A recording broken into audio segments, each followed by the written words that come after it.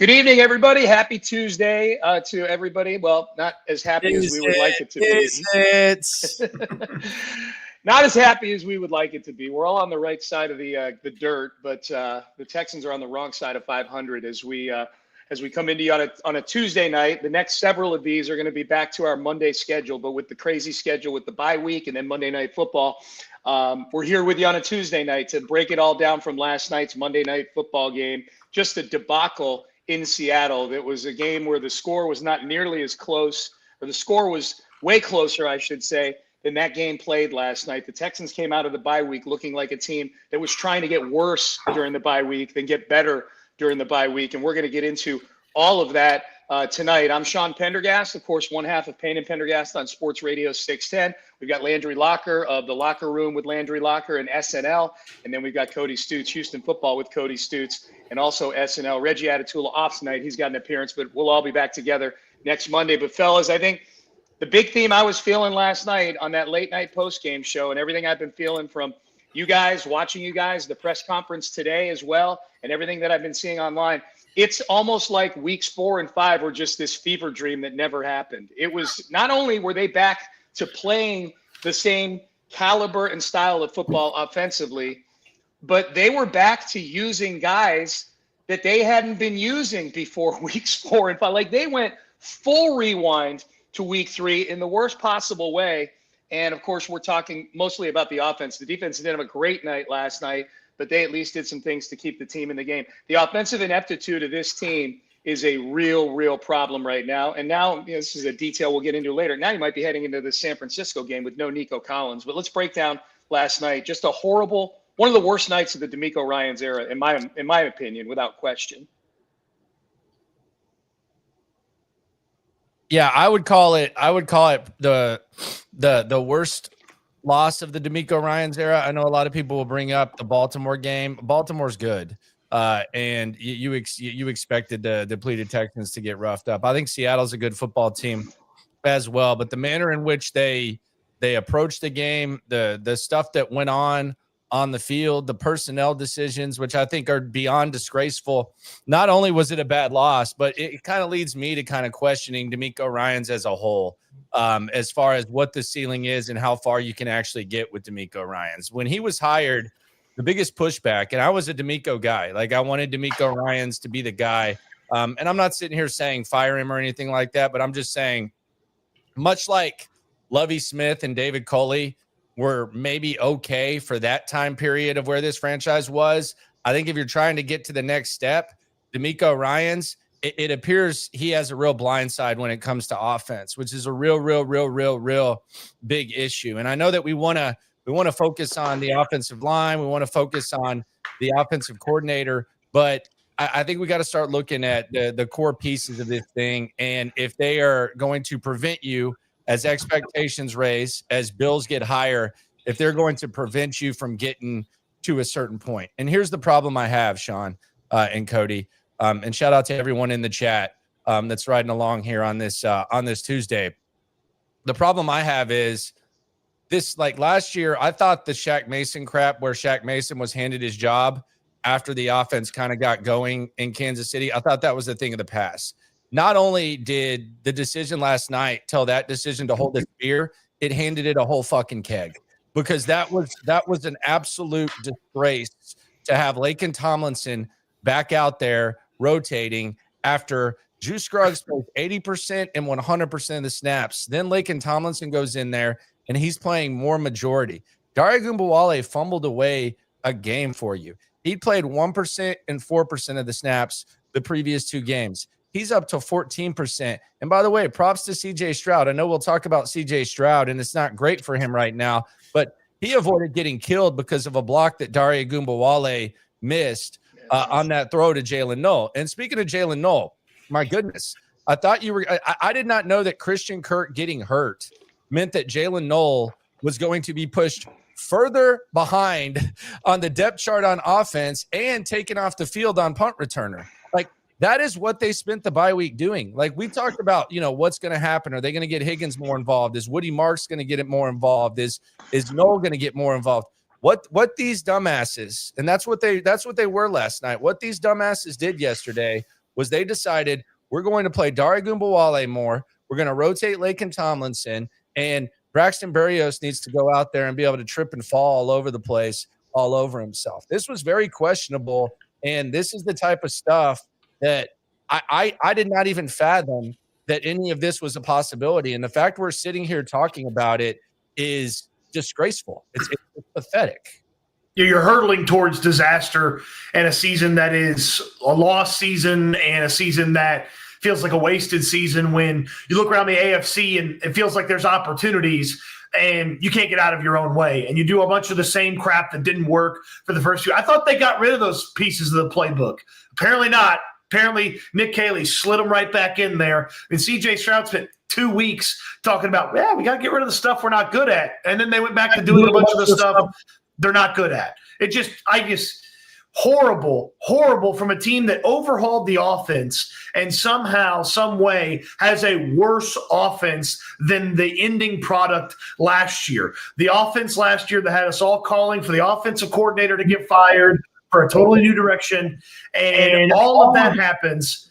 And somehow, some way, they get worse with the offseason. They get worse with a change in offensive coordinator and a promotion of the offensive line coach. It's just totally unacceptable. And it's a poor management of the offseason has led to poor management in season, which has led to poor results on the field. And it's all built on itself. And you watch team after team after team in the NFL that have challenges that are sometimes equal and greater than what the Houston Texans deal with. And they put points on the board and they move the football effectively and they score and they beat opposing teams and they beat good defenses, but not the Texans, because once they have one problem, it turns into a grenade of suck, and it turns into a lot more problems, and the shrapnel hits all the different pieces of the team, from the star wide receiver who can't catch a football, to the guys that can't block, to the running backs that can't get yards, to the quarterback that can't make throws. It just all builds on itself into this horrible, terrible situation on offense. It's a disgraceful meathead operation. Like, that's what it is. Like, DeMeco Ryans functions like a meathead, and I hate to say that, but he functions like the players coach who is just the ultimate. He's the ultimate meathead. Like, and I don't like saying this. DeMeco was my guy. Maybe he can grow out of this. I don't know. But it's all about your veteran status. It's all about playing favorites. Dare Ogunbowale, I said this to Sean, if DeMeco and Caserio would have been in charge at Notre Dame in the 70s and 80s, Rudy would have fucking started. Like, it's for some reason, Dare Ogunbowale is still here. All of a sudden, he's back on the field.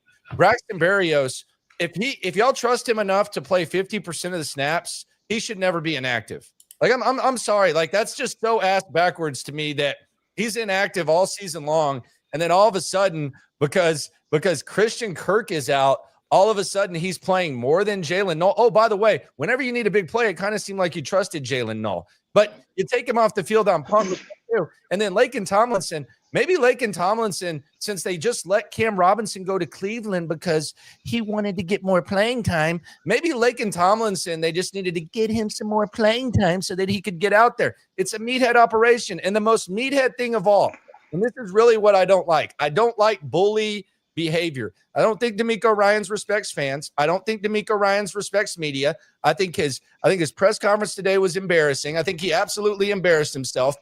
It was B.O.B. like. It was Lovie Smith at his lowest point like. It was as senseless as anything we saw from David Culley. But this is the other thing that I think is interesting that DeMeco Ryans did. And this got me kind of fired up. Like, as soon as the presser ended, I said, I'm going to go sit. I'm going to clear my mind, and then we'll see what happens when the collective goes down. He has the balls to call out Ka'imi Fairbairn yesterday when he's never done that to any other player. If he would have told CJ Stroud to do something, he would not have had that same tone. But much like the meathead football player decides that he's going to pick on the kicker and the kicker's not a real football player, he decides he's going to call out, oh, I told him to do it and he didn't do it.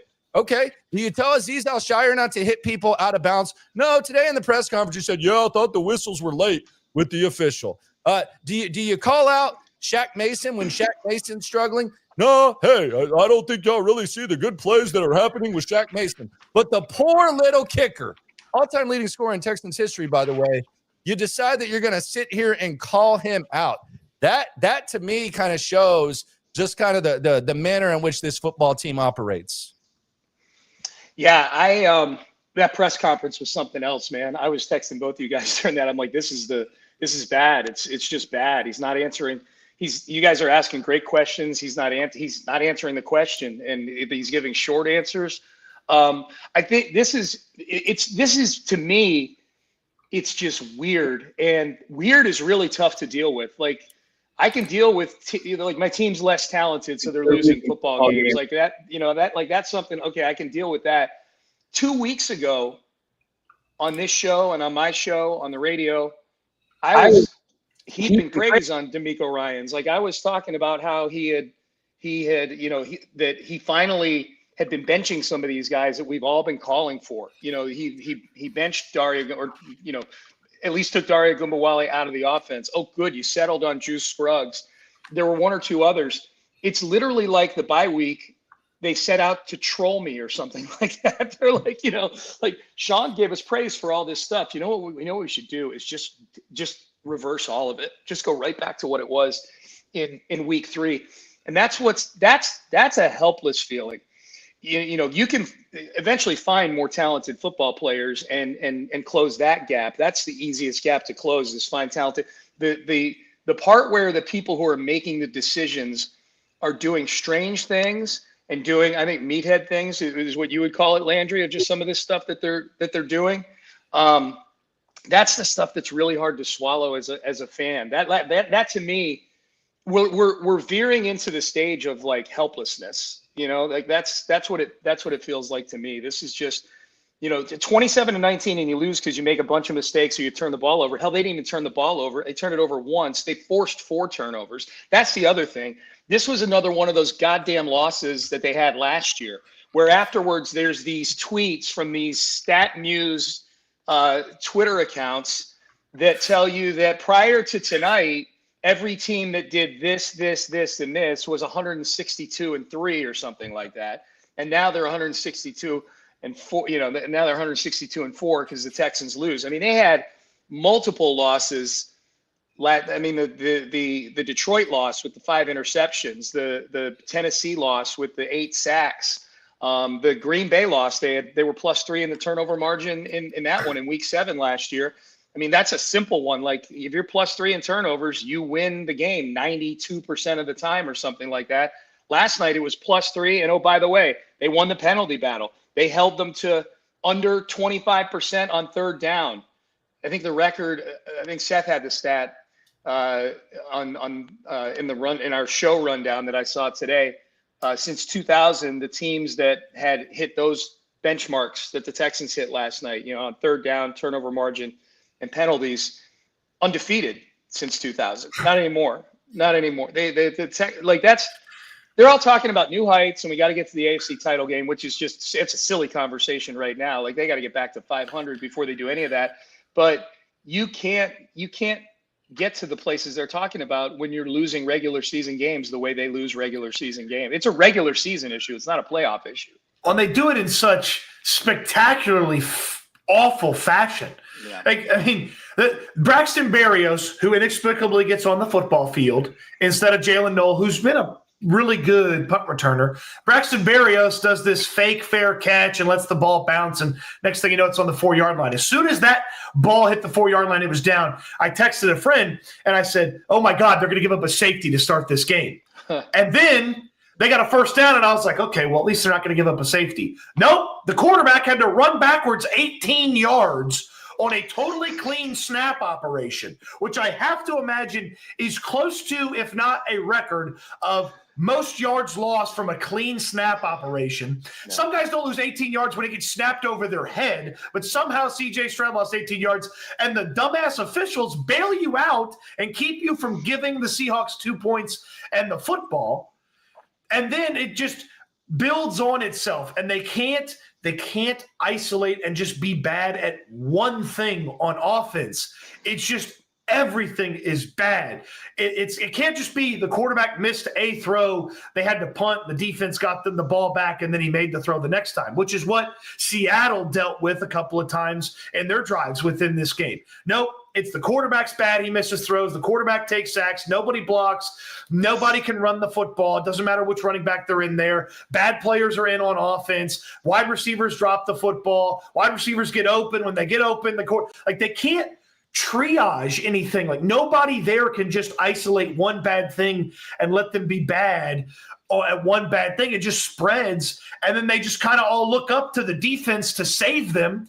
And sure enough, in this game, the defense did its damnedest time and time again trying to save them, and it got them to stay in the game, and it kept them in the game, and they even scored a touchdown to turn the momentum of the game, and then the offense couldn't do anything with it because they have no direction. The offensive coordinator has no feel for the job and the job duties of what he's trying to do. And then the head coach goes and compounds a lot of those mistakes. Hey, you just pinned them deep and forced a turnover for a score.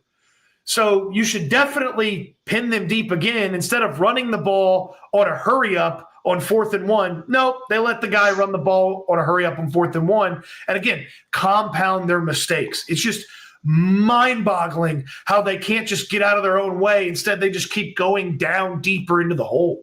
Let's also just be honest. Like, and I look, I'm starting at the top. I'm not gonna go to the offensive line. I'm not gonna do all this. I'm gonna stay at the tippity top. We've already talked about DeMeco. I've already talked about DeMeco. Let's go to the quarterback, okay? CJ Stroud yesterday is very fortunate that he is not Mark Sanchez and Will Levis and Cam Ward rolled into one. He ran backwards into a safety on a game in which Dan Orlovsky was calling, by the way. At least Dan Orlovsky had limited space. You had 1/5 of a football field, and you ran back into what should have been a safety. You got bailed out there. Then you throw the ball backwards. It should have been a touchdown. Woody Marks showed some hustle. Braxton Berrios made his sole contribution in going back and recovering that, and CJ Stroud avoided that. He should have given them a whole 9 points. A lot of the balls that CJ Stroud is throwing, they're not catchable. Like, I know that we're sitting here and we're talking about his surroundings, and I'm not questioning the surroundings, but look, the Chargers are down to their 7th and 8th tackles. Cody, this is your favorite fact. They're still running a functional offense. I've watched bad offensive lines run functional offenses that don't look this lost. There's a lot of this stuff is not catchable. Nico Collins, he lays Nico Collins out to dry. Nico gets a concussion. Jaden Higgins comes in separation. He throws it over his head. And then on the next play, he throws a pass to Xavier Hutchinson that's not even catchable. CJ Stroud's not playing well. And this is the best way that I can put this and the best way I can say it. And it just kind of clicked for me today as I was scrolling through, because I think DJ Bieniemy responded to one of Sean's tweets, and he went back to the Green Bay game, because Sean, you gave the stat that since they started out 5-1 last year, I think they're 6-9 in the regular season, and you started out 6-2 last year, and they're 6-9 since then. Yeah, right. So if DJ's point was, and I think it's an astute one, was there's a blueprint for the Texans offense. There's a blueprint to stop the Texans offense. And I sat there and I said, well, that's weird. There's a blueprint to stop two different offenses, two different systems that are a little bit different. So what am I missing here? And then I thought about it, and I think there's a blueprint to stop CJ Stroud. And I know people don't want to hear this. I know in a perfect world you want to crap on the offensive line, and I would love to do it if I thought it were the case. I'm not going gang and riding with the quarterback just to ride with the quarterback. But it's almost like, and you hear CJ say this a lot if you listen to his press conferences. He always says, well, it's the way they covered us. They ran the two high shells. He's been saying two high shells every bad game that he's had. Press conference, whether it's been Nick Caley, whether it's been Bobby Slowick, he always talks about that two high shells. So I think there's a blueprint to stopping CJ Stroud and making him just a very moderate quarterback. I don't think that that's something that was being practiced consistently his rookie season, but I think they've caught on, and all you got to do is listen to him because he always mentions it. And that's where we get into a situation where I don't know how you combat that. I don't know if it's coaching, but He just basically says they played me this way, and that's why we weren't able to move the ball. You hear it all the time with CJ, and it's always the too high shells. I'll say this, and this is this. I'll leave the CJ conversation at this because I actually want to get to some other guys that we aren't really talking about enough. Deshaun Watson in 2017, 2018, 2019, 2020, and this set off my post-game show yesterday, and it had a lot of people in their feelings. It had a lot of people agreeing. This team's worst case 4-2 with Deshaun Watson in any one of those years. They might be undefeated. So I know that Deshaun Watson's a sensitive subject. I know that it played out the way that it played out, but we saw it not too long ago. So we need to open our eyes when you're talking about a franchise quarterback, because we kind of saw what one looked like, regardless of what you say. Those were pretty good years, 17, 18, 19, 20. With Deshaun Watson on this team in those years, I'm not sitting here saying Deshaun Watson now. That's not the case. But in those years, you might be undefeated. You might be 4-2. CJ Stroud ain't that. And when we start wondering about how much you're going to pay him and all that type of stuff, I think there might be a blueprint out for CJ Stroud, which puts you in a really, really tough position as an organization, because we're talking about skepticism of DeMeco Ryans and skepticism of CJ Stroud. That's just kind of where it is right now. Yeah, and there's no one coming to save him. It's not going to be Nick Caley that's here to save him. That guy looks like he's totally overwhelmed with the job that he has. It's not going to be Jerry Shulpinski, who's the only other outside notable body that they brought in on the offensive staff. And it's not going to be all those guys on the offensive staff that couldn't figure out and fix it last year either. The Bill Lazors, the Gerard Johnsons, the Ben McDaniels, the Danny Barretts, all those guys over on the offensive side of the football. No one's coming to save C.J. Stroud. So if you're correct, Landry, and the league has figured out C.J. Stroud, it's up to either him to be Superman, put the cape on every game, which he doesn't seem capable of doing. And there's he said it himself. I'm not trying to cut you off, but he said it himself. He says every time that he has a bad game, what does he do? Well, they guarded us with the too high shells. He says it every I understand. A quarterback has to evolve. He has to evolve. He has to be better. He has to be able to make plays when they are there. If he made 10 more plays than he has made this year, they'd at least be a 500 football team. Like, even with all the other crap around it, like, hey, if you're going to be a franchise quarterback, you're going to be put in a tough situation. Rise to a franchise quarterback level. I understand the guys around you aren't great, but he hasn't been good at what he's in control of either. Well, and that I think, to me, we're now getting at the root of what the biggest fear of the fan base is, which is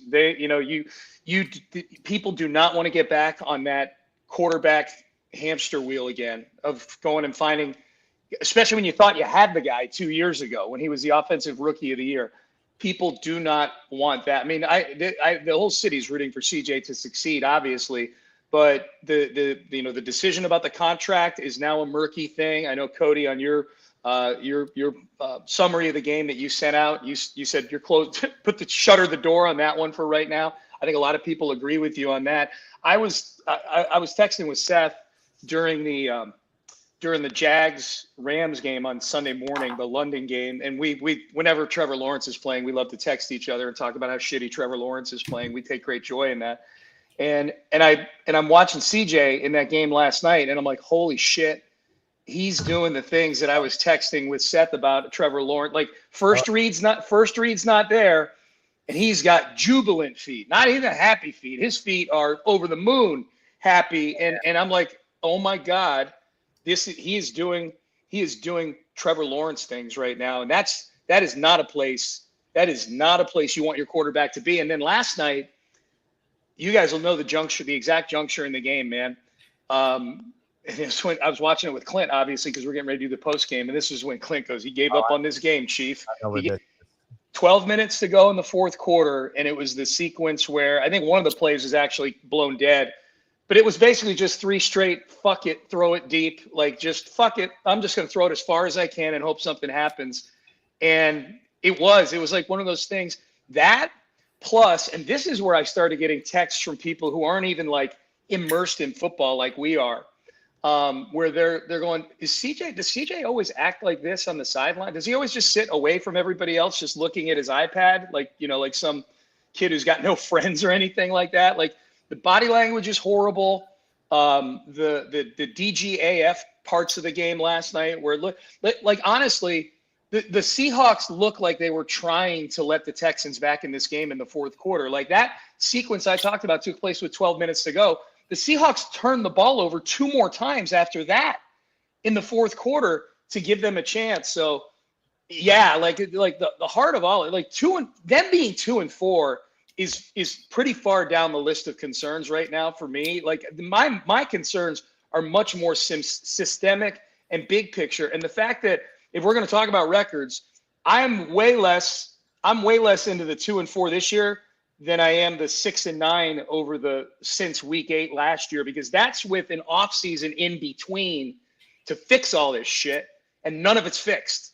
It's worse. I got to be honest, and I'm this is just how I felt, and it was after that series that you spoke of, and CJ got roughed up for a minute, and he went to the sideline. I wanted to see what it looked like with Davis Mills. I'm being serious. Like I'm not laughing at you. I'm laughing at Cody. I know I'm not sitting here saying that it would have looked much better, but I probably would have felt better if it would have at least looked the same. Like I just wanted to see, like, is Davis Mills seeing things at the line of scrimmage better? Is Davis Mills throwing catchable balls that are thrown up? I kind of wanted to see just perhaps what it would look like with Davis Mills out there, in that after CJ Stroud got a little bit roughed up. Does that mean I want him benched? No, but I that's to the kind of where the point I'm at. And this is another thing. CJ Stroud's talked about his body language. I think it's way too high when it's high, doing every interview possible, ranking yourself ahead of Josh Allen and all that. Like, and now you're little bro and Caleb Williams. And now it's like, everything's just so sad, and they've got me figured out, and I'll be okay. It's not a very fun experience. Yeah, I was ready for a neck man up too, in that situation. I also, just quick, like, small sidebar, I thought CJ got concussed at one point and was going to be out of the game, and they were going to have to put Davis Mills in because he had the hard hit, and then he had like the kind of the weird googly eyes that you see sometimes. It was after Nico got concussed, I think. Yeah, it was and I was like, fourth quarter. Yeah, I was like, well, if that doesn't get you checked, I don't know. But then I saw 3 quarterbacks this week take 30 seconds off and get back in the game, even though the NFL is trying to enforce it. So we didn't see Davis Mills. But Sean, your point about the effort throws, like, he was throwing like that, like it was a 25-point deficit. Yeah. It was a 2-possession game. Yeah. It was a 2-possession game. You should have been trying to score. You should have been trying to operate. And I understand there are some challenges within there, but it's up to him. Like, this is like, you're the captain, you're the quarterback, you're the guy that's, hey, if you're calling a bunch of stuff that's not working, go tell the OC, be like, dude, stop this. Look, we got to get this going. Like, this is not working on the field. Let's do this. But no, it's just the old, okay, lean back on the bench, and then and then Kaylee comes over and talks to him, and there's no acknowledgement that he's standing there, and Gerard Johnson's sitting next to him, and he's talking to him, and there's no acknowledgement that Gerard Johnson's talking to him, and it's just that empty look at the iPad, and okay, we'll go out there the next time. Nick, by the way, Nick Caley looks lost too, and I don't know what his deal is, but I'm going to ask him on Wednesday, Thursday, whatever it is. Like, do you get nervous in primetime games, or do you have like too much respect? Because for some reason they run QB sneaks, and hey, against the poor little Ravens who are roughed up, we're throwing the ball in the fourth quarter, we're being aggressive. But as soon as you get to the 1 yard line in a big game against Tampa Bay or Seattle, there's no QB sneak possibility. There's no running the ball. British Brooks, like maybe a fullback dive there, something like that, would have figured it out. You're scared to run. And then, oh, by the way, at the end of the game, you decide to run a stretch play and let 40 seconds run off the clock. So you decide to run a stretch play at the goal line, let 40 seconds run off the clock, and then you see what they did. I think there's a possibility that Nick Caley might get a little bit nervous. I don't understand why the QB sneak is a thing. And I was actually surprised because yesterday I was watching Tampa Bay, and I was like, well, maybe, and I know I'm not comparing Detroit's O-line to the Texans O-line by any stretch of the imagination, but I was like, well, maybe nobody runs a QB. Well, Jared Goff did it a couple times. It wasn't really that hard. It didn't look like too crazy of a thing. But CJ did it 3 times 2 weeks ago or whatever it was. I think it might have been the Tennessee game. And they just don't even think about it. They decide to throw. And then CJ, by the way, CJ might be the most inaccurate red zone passer in the entire NFL. Like I'm throwing. You can pick any. I don't know that Jeff Driscoll throws as bad in the red zone as CJ Stroud in the 10-yard line. Like there was one where Higgins doesn't even have a chance. He's a basketball player, brother. He just put his hands up. He was like, "How am I supposed to catch that?" He's a basketball player, brother. Like give him a chance. Like CJ's not even really accurate at the goal line either. So there's another issue on itself. They're completely lost. Lake and Tomlinson, you run behind him 2 times. By the way, I don't even know that they really had to go for it on 4th down there. That was kind of weird too. It was a 1-possession game. I mean, you were down 8. You probably could have punted, but they decided to do that. So it was just an all around bleep show. But I think the guys at the top, DeMeco and CJ Stroud, I think they deserve as much blame as possible. And I do wonder this, like when it comes to Caserio and when it comes to DeMeco, do those guys really feel confident in having CJ Stroud lead this team for the next 8 years? Like, do they want to put in other words, like, do they want to put their job on the line? Because I know you don't want to get on this QB carousel, Sean, but at least when you get on the QB carousel, you get like some sort of leniency at some point. Like it's like sometimes you just can't find quarterbacks. Like that, the Colts found themselves in that situation where, yeah, we can sit there and criticize that they couldn't find a quarterback after Andrew Luck. What the hell could they really do? Like, so like, and I'm not saying that they found their quarterback in Daniel Jones. I'm just saying like sometimes you do that. If you extend CJ Stroud, you're basically putting your job and your Texans' livelihood on like in the grasp of CJ Stroud. And I'll be honest with you, like if my football life depended on it, I don't think I'm paying CJ Stroud.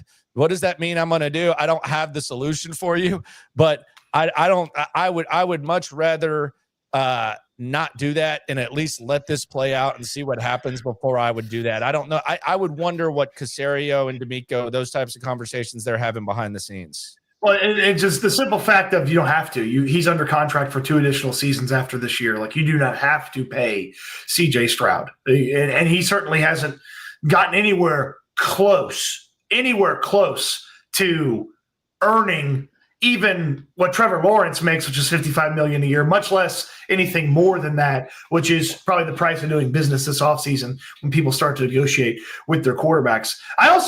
Just while we're here, I also wouldn't pay Will Anderson yet either. Like I'm not paying anybody. The results are not there to start paying people and start thinking about investing in these guys. By the way, last night was a terrible night for Will Anderson. Like I actually think it's kind of hilarious the way that I mean, good for him for getting the strip sack and he played well.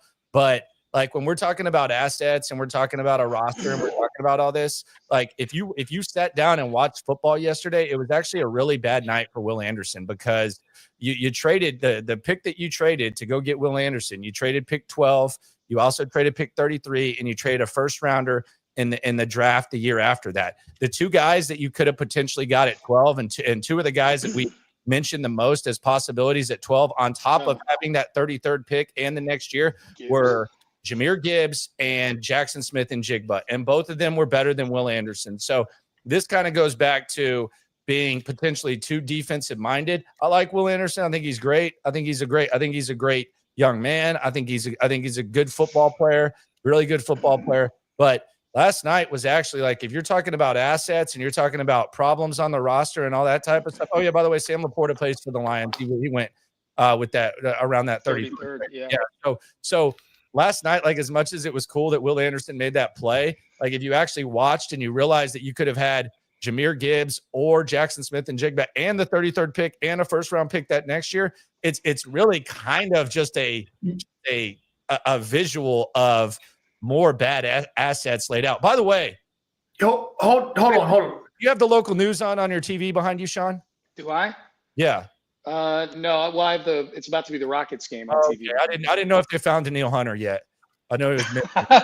Yeah. Hold on, Landry. They went and got. Stats are going to be nice for Daniil Hunter. I already know. Hold on. They went and got respected veterans like Dare Ogunbowale and Braxton Berrios, why would they need Jahmyr Gibbs and Jackson Smith and Jigba on this team? They have Braxton Berrios and they have Dare Ogunbowale. Why would they need another playmaker? And even if they had those guys, there's no guarantee they'd play. They'd probably sit their ass on the bench right next to Jaden Higgins where he's been sitting, or instead of placing Jaden Higgins where he's been sitting. It just, the use of personnel is atrocious. And then the explanation today for the rotation at guard, that was horrible. It did nothing to instill, like, that's DeMeco Ryans is supposed to instill confidence that he has the answers and that he will find the solutions to these issues. And all he did was convince me he's definitely one of the issues. He's definitely one of the problems. What do you accomplish with rotating guards?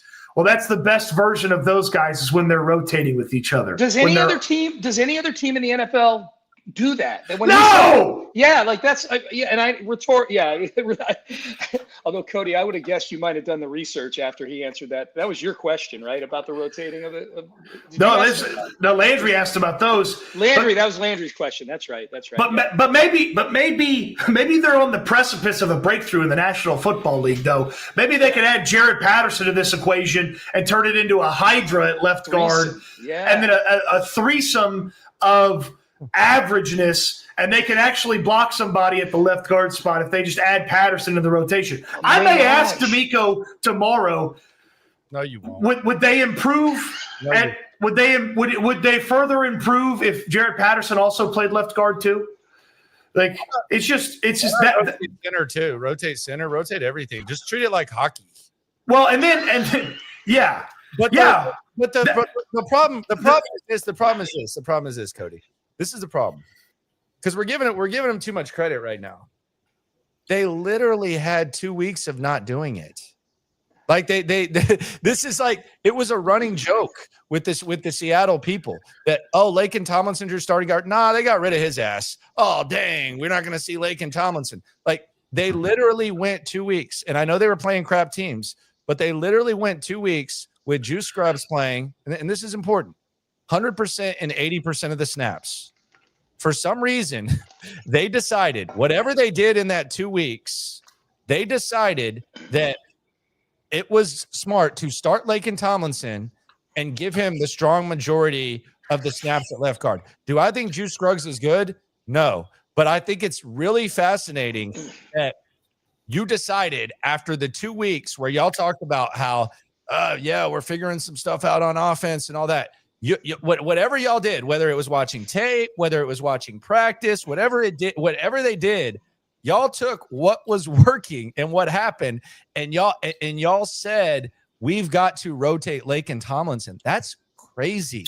Yeah, it's just crazy. And if that is, and then DeMeco took credit today for Braxton Berrios at the press conference. He took credit for, it's like, we wanted to get Braxton up. Like it's some preseason game. We wanted to see what he had. Like, dude, you have to win this football game. You gotta win. Yeah, you gotta win. We wanted to see what. How about you've seen that he's in practice and you had him as a healthy scratch for 3 weeks. How about that? Like he took credit for it'd be so easy to just say, oh gosh, Nick Haley didn't really know what he's doing. DeMeco's got to babysit him again. No, DeMeco's complicit. If Nick Haley's robbing the bank, DeMeco's the getaway driver. Like it's awful to watch him find cockamamie excuses for why these things happened. The bye week is a big tell as to how good a coach is. We know that. Like Andy Reid's record coming out of the bye week is unbelievable. That kind of thing. DeMeco's had 3 bye weeks now as a head coach. Yesterday's game, the bye week last year came late in the year, and they luckily played Tua Tagovailoa coming out of the bye week at home. And then you guys remember what was coming out of the bye week his first year as a head coach? Carolina. One of the 2 wins that Bryce Young got as a rookie quarterback in the NFL. Ain't great, man. That ain't great. It ain't great. It's bad. So let's as I'm looking at the checklist here to the left of the screen. We've talked a lot, obviously, about what's gone wrong and what could go wrong. What can change now? This and obviously we're talking mostly, I would assume, about the offensive side of the ball. They may have changed thrust upon them. If you're somebody who's wanted to see more of Jaden Higgins and Jalen Noel, they may not have a choice in this game coming up on Sunday if Nico Collins is going to miss and if Christian Kirk is going to miss. Oh, I can't wait till they promote Jared Wayne from the practice squad and give him Jaden Higgins his reps. Like, maybe he can, or is Johnson still? Johnny Johnson still on the team? I gotta check. Jinx, you owe me 2 Cokes. You know what can change, and I know DeMeco Ryans in not the most confident way, but hey, we're riding with the guys we got in the building. Not DeMeco Ryans. I'm sitting down at my desk, with the door closed, in the environment that I do my best thinking, and I'm having an honest conversation with myself about the offensive coordinator of this football team. And I'm thinking about it, and then I'm grabbing my closest confidant, and I'm having a conversation with him about, can we salvage what this season is right now if we go a different direction with the person that is on the headset and dictating how we operate each week as an offense? Have that conversation. Be prepared to do that. Now, do they have the gumption to do that to a guy in his first year? They didn't have the gumption to do it last year with a guy in a more promising season. They couldn't pull the plug on Bobby Slowick. They just let him go out there and continue to do all the bull crap that he did. So I got to assume that it's going to continue. Oh, by the way, maybe one of the reasons they didn't pull the plug on Slowick is they didn't love their options in the building. It's all the same options this year if they do indeed want to pull the plug on Nick Caley. But you at least have to think about it and assess it as a potential solution for this team and for this offense. It has to have crossed DeMeco Ryans' mind, like, this guy's not getting it, and we got to cut our losses before it sinks an entire season. Well, I don't think that DeMeco really. I don't think he's playing free. I think this is a football team that looks like they're run by a defensive-minded head coach who doesn't really have a grasp of things and just doesn't know how to figure it out. So I think it's, yeah, sure, DeMeco can fire as many offensive coordinators as he wants, so he can figure it out. But there's real accountability and there's fake accountability. Let me present you people. And I do mean you people in the chat, all of you. I am an expert in fake accountability. And these are the words that you look out for when it comes to fake accountability. Execute, do better, coach better. That's really what fake accountability looks like. And I don't know that DeMeco is the guy that you want overseeing offensive decisions. And I think him and Caserio, I think they compromised, and I think DeMeco probably has a little bit of regret for making that compromise. I think they worked a little bit too close together. I think DeMeco should have been king. If you listened to DeMeco last week talk about the Kubiak offense, and I thought it was probably one of his better quotes, he has a strong fascination for the Kubiak offense. And I know, Bobby, it didn't work out, but that was one of DeMeco's first big decisions. Nick Caserio knew nothing about that system, and Nick Caserio even said, I'm kind of sitting here learning. And then I think DeMeco is kind of a compromise after they got rid of Bobby. I think he went from one extreme to the next. But I think if DeMeco Ryans could get a time machine, I know he's not going to tell us much. He doesn't respect fans or media. But if DeMeco could get a time machine and he could go back and he could be honest with himself, I think he regrets bailing on the system that they had previously. That's just me. I think he regrets that. And I do think Mike McDaniel's probably a name to watch. I know Sean would be thrilled about that. I would, actually. As the OC. But I do think that there is probably a little bit of regret that DeMeco bailed on the system that he clearly has a special place in his heart for. Well, there's no fixing it right now. I mean, it's not like they got somebody that's got some awesome system that they could switch to in the building. I mean, they just got to make the most of the BS that they're running with right now. Jared Wayne, Josh Kelly, Texas Tech guy, he's on the practice squad. And Quintez Cephas is on the practice squad. He just had a good preseason show out. Yeah, man. You know what? I bet Quintez Cephas plays? PrizePicks. PrizePicks is daily fantasy. Daily fantasy, that's right. Yeah. Yeah. PrizePicks daily fantasy. You play your first $5, you get $50 instantly when you sign up for the first time with our code Texans. PrizePicks is fantastic daily fantasy. It's just putting a couple predictions together. Let's show you what PrizePicks looks like and what you can do here on PrizePicks. I got it sorted for the Texans game. Not a lot of options right now. This will populate later in the week, but more or less on McCaffrey's receiving yards, George Kittle's receiving yards, yards on first rush attempt for Woody Marks. I got a hunch that's going to be less than most people's predictions. Okay, 3.5. 3.5. What is he, Bo Jackson? 3.5. You know what? I'm going to go ahead and make that my pick. Dude, hey, real quick. How about the announcers last night early in the game where the Texans got 5 yards on first down and they made it sound like it was an 80-yard run. Like they on their very first run that they had gotten kind of ahead of the chains on 2nd and 5. They were magnifying the importance of that. So I don't know, man. Yeah. So you're going more than on that one, or are you going less? No, I'm going less. I mean, Woody Marks is definitely getting stuffed for a 1-yard gain or a 2-yard loss the first time he touches the football. But because there's not that many Texans options, you can sort by games. We'll give the folks something here with the Chargers and the Vikings. Little Thursday night football action for you. Shawnee, what are you liking in this one? That's a Chargers-Vikings thing. We know Brian Flores is going to be pounding that blitz button like crazy on Justin Herbert. Herbert's an athletic guy who I think will escape one or two of those, and I think and also might be running for his life a little bit behind that offensive line. That's, as you guys pointed out, they're on like tackles number 7 and 8 right now.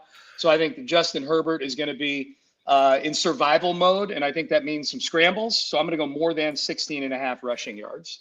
Landry, you feeling anything for Chargers and Vikings? Yeah, I'm going to go with that GPA. Go to passing touchdown, GPA, ginger pube action. I'll take Carson Wentz over more than 2.5 passing touchdowns. Give me that GPA action. Ooh, he's got the Red Devil on there too. That bumps up the payout big time. Wentz made it. So we're gonna put 20 on this. The folks can follow along with their very own PrizePicks. All you gotta do is use the code Texans. We'll also post this in the community post. If you missed this or you didn't see what we put up there on the screen, we will put it up there. But PrizePicks code Texans. Play your first 5, get $50 in credit and free play headed your way. You don't even have to win that first 5, but daily fantasy made easy, made fun, and making the Texans a little bit more tolerable to watch. Yes, when you got some daily fantasy riding on it. Yeah, ain't no doubt about it.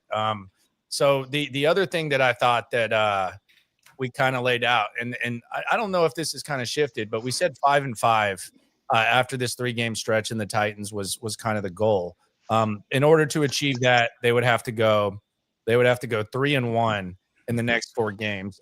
Is there any confidence that you think that they can go 3-1? I will say San Francisco is a very flawed team. They're almost as beat up as Baltimore, if we're being completely honest. Like, they're almost as beat up. Do you have any confidence that this ball club in the next 4, with the next 3 at home, can go 3-1? I actually do, because of the quarterbacks they're going to be going up against here over these next 3 at home. Now, a big key will be, where is the fan base with this team? Can they create that home field advantage at NRG Stadium that we saw last year? And I see Cody shaking his head, and that may not be the case. You're right. But you're going against either a banged up Brock Purdy or Mac Jones. You're going against Bo Nix, who I'm not a huge believer in. I know he's mounted some big comebacks this year. And then Trevor Lawrence, I'm not a believer in at all. And then you go to Tennessee to face Tennessee. That's obviously, I know the Texans are 2-4, obviously a very winnable game. You just beat them 26-0. So I think I honestly think it's doable with 3 home, given that those 3 games are at home and Tennessee's on the back end of that. I'm not saying they're going to do it, but I think the schedule, it's about as decent a schedule as you could hope for to try to go do it, I think. Yeah, this defense, seemingly, even when it gets punched in the mouth, it gets up off the deck and it starts punching right back. I mean, it doesn't feel like any of these upcoming offenses are the type of offense that can knock this defense out and keep them fully and wholly out of a football game. So by virtue of what this defense can do, you should be in these games. But the ability to score points, this is and I know San Fran is going to be missing numerous individuals on defense. This is a very well coached defense that is going to have every bit of the book on CJ Stroud. So if he's making the mistakes he's been making for the vast majority of this season, it's going to be tough to move the ball against them. Denver's going to eat them alive when they are on offense. I mean, you will see multiple Texans highlights in Nick Bonito's Defensive Player of the Year candidacy later on this year. And then Jacksonville, they might be falling apart, so that's a little bit easier. And then, Sean, you talked about the fans. I had multiple people show me, man, look, you can buy these cheap 49ers tickets already. And I'm like, the game just ended 12 hours ago, less than 24 hours, and people are already got their tickets on sale. So, 49ers fans and Broncos fans can pop into town and watch their squad. Like, the home field advantage is not going to be there. Yeah. So they're going to have to create their own energy. The defense is going to have to be fantastic, and they're going to have to gimmick something together on offense if they want to go 3-1 in the next 4. Yeah, I think it's going to be tough. I think the San Fran game is that's the most winnable. I don't know if Denver might have actually had a turning point in their season with that Giants game. They went from the laughing stock to, I'll be damned, 33 points in the fourth quarter to where they might have had the turning point. Jags, you can't point and laugh at the Jags. They're a better football team than the Texans right now. And then we know what the deal is with Tennessee. Would I bet on them going 3-1? Probably not. I think it started with San Francisco. But I will say this, and I think it's interesting. San Francisco's lucky to have the record they have, and it's actually kind of impressive and a tip of the cap to Kyle Shanahan and Robert Saleh and the job they've done with all the injuries they've had to even have the record that they have is absolutely it's insane. It's impressive, to say the very least. And I would anticipate Robert Saleh will probably be a head coach sooner rather than later. I know him and DeMeco are pretty close. I look forward to Saleh getting his next opportunity. Well, DeMeco could probably be his DC. Oh, man. Oh, cut that. Save that right there. You might end up looking really smart, Cody, if this season the bottom falls out of this season. Yeah, I mean, we've spent 50-something minutes, and I haven't hit my – what is it, Landry? You always talk about the whoopee. Yeah, I haven't got to my whoopee of the explanation of where they are right now. Nick Caserio absolutely bungled this offseason.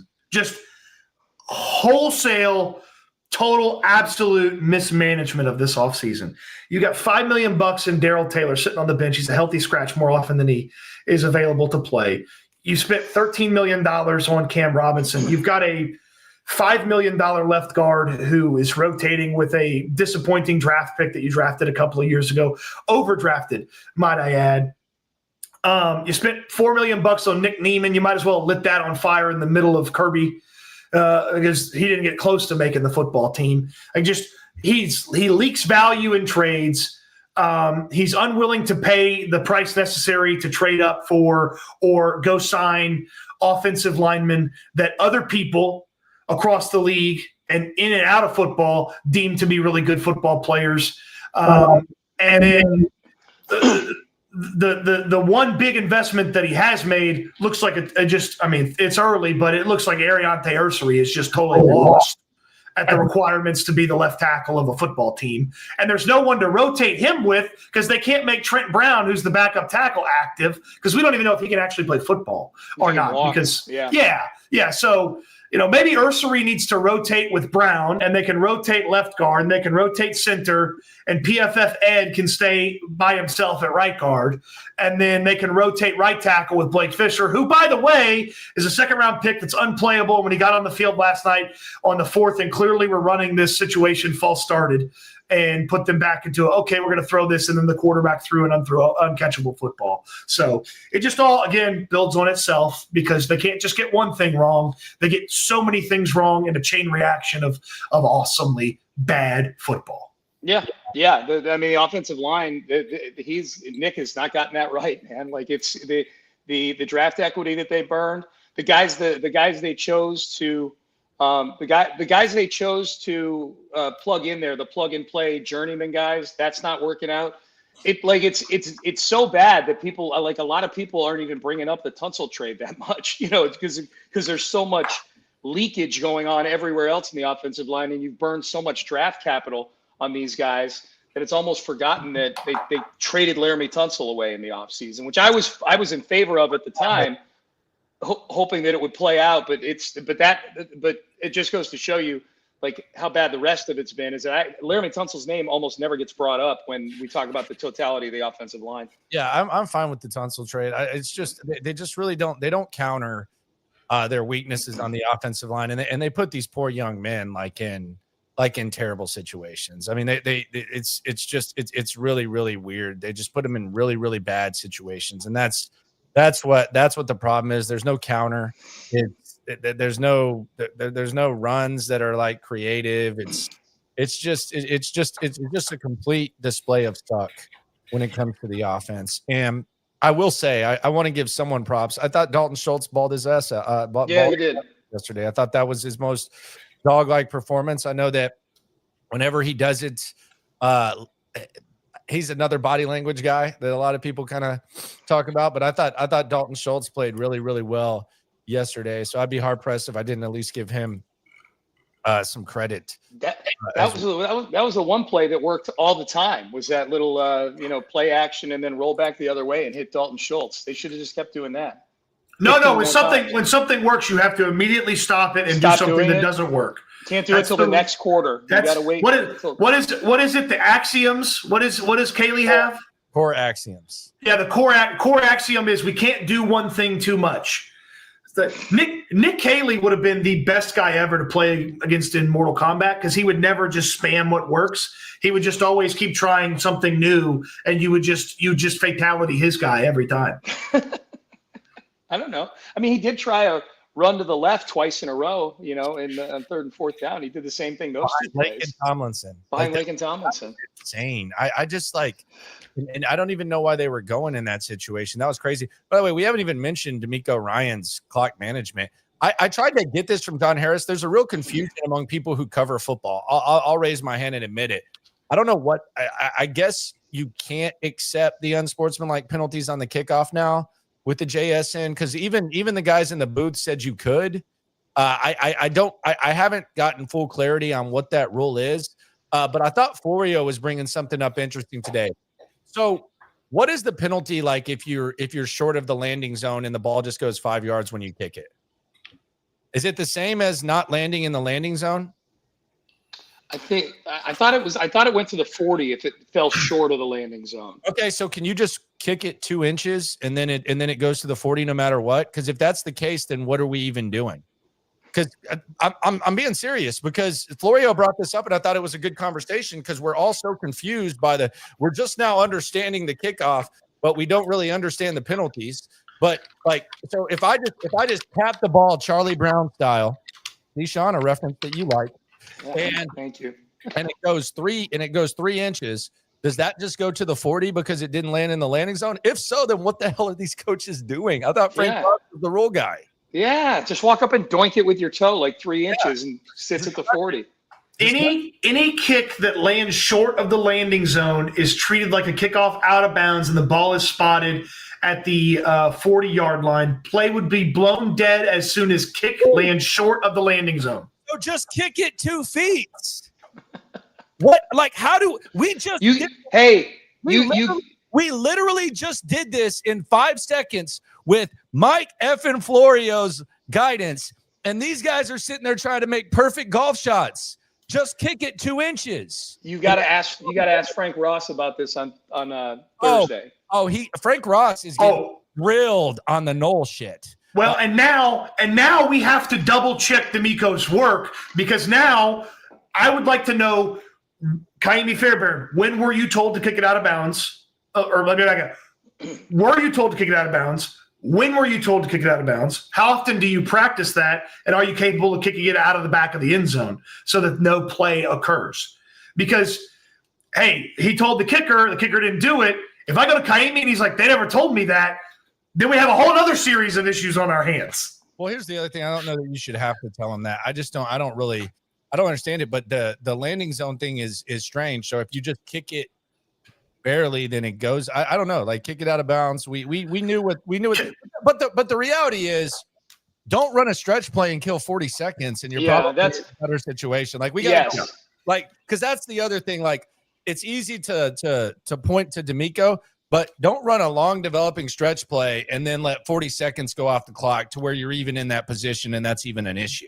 Yeah, no, you're absolutely right about that. Just the absolute utter mismanagement of the clock and maximizing their opportunity to tie the football game at the end. They do such a. It's another one of those things where they get in their own way and they don't maximize their chances. Man, feels like they were good at some of this shit 2 years ago. Like they've gotten worse.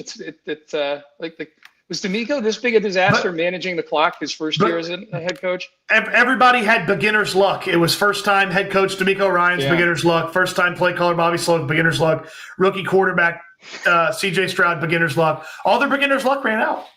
Yeah, it did. All right, boys. Well, looking forward to little San Francisco action on Sunday. You got early vibes on that, early feel on that one right now? I think they got a good chance to win this one. San Francisco's depleted. We know that they like roughing up on depleted teams. So I know San Francisco's record says they're a good football team. Their roster says kind of different. You got Bosa, you got Warner, Brock Purdy's still hurt. Mac Jones is the quarterback. Brandon Ayuk, it has nothing to do with the team. Jennings is nicked up. George Kittle just came back. Christian McCaffrey's having to carry the full load, being asked to do a lot. So this is a very, very, very rough. And I'm leaving out a lot of guys. Yeah. One of their starting corners is out. They're starting nickels out. I'm not even there. One of their key backup pass rushers is out. Like, my thing would be, how can I pick these guys after what I watched last night? The fact, it's the only way that you could is if you just think that this is not a good football team, San Francisco, because the Texans are 2-0 against bad football teams, and they're 0-4 against good football teams. So I think San Francisco is somewhere in between. This version of San Francisco, if San Francisco were full strength, that would be a wrap. But I think this version of San Francisco is somewhere in between the bad football teams that you've beaten and the good football teams that you've lost to. So I think that's why it's such an interesting matchup. I can't wait to see Derek Stingley line up 15 yards off of Kendrick Bourne and give up a 35-yard play to him. Come on, Cody. Come on. Sorry. It'll be Ricky Pearsall this week. Come on. He's banged up too. He's hurt. I think he's close to coming back though. Okay. Well, now you're just being mean, Cody. But also that's we didn't even talk about Stingley. That's another thing. Our intention was to put hands on Jackson Smith-Njigba. Well, you never showed that intention with how Derek Stingley was aligned. That was another wild answer. I think it was DJ that asked that question, right? Twice. Yep. That was wild, man. What a performance in that press conference today by DeMeco Ryans. I'm getting more into that at 10:30 tonight on the live stream. Excellent. That's the focal point. Yeah, it was bad. And you know what? The worse and worse he is at the podium without clear explanations and without the more onus it puts on the players to have to then clarify what he's talking about. Yeah. Then it just becomes, okay, I thought the whole thing was protect the players. The game plan was to have him press and then he didn't press. Okay, well then Derek Stingley didn't follow the game plan, right? Mm-hmm. That's what I am to intimate from your answer. And he'll get asked that in open locker room. By you guys or somebody else. Yeah, that's a really good point. It's a really good point. All right, boys. Well, if you want to catch Landry tonight, 10:30 Landry, I think probably a lot of people in the chat are already viewers of the locker room with Landry Locker, so that'll be good tonight. Houston football with Cody Stutes. You can catch both of them on SNL. And Reggie Attitool will be back with us on Monday. He, of course, middays in the loop on Sports Radio 610. You can catch me tomorrow morning at 6 a.m. on Sports Radio 610. Still plenty of crumbs left over from the debacle in Seattle to eat on tomorrow for sure. A reminder, too, to download that PrizePicks app. You can see that right below there on the screen. You play $5 lineup, you get $50 in bonus lineups instantly into your account. You don't even need to win the $5 lineup. The 50 is guaranteed. You can see promo code Texans at the bottom right-hand corner of the screen. So with that, gentlemen, we will do it on Monday next week. We're back to that Monday schedule with these three 4 noon games in a row coming up, I guess. So we'll be back on Mondays for the next month or so. So looking forward to that. Great night, fellas. Appreciate you guys. All right. Cody and Landry. And Cody, you're in the controls today, and you know what this means right now. End stream.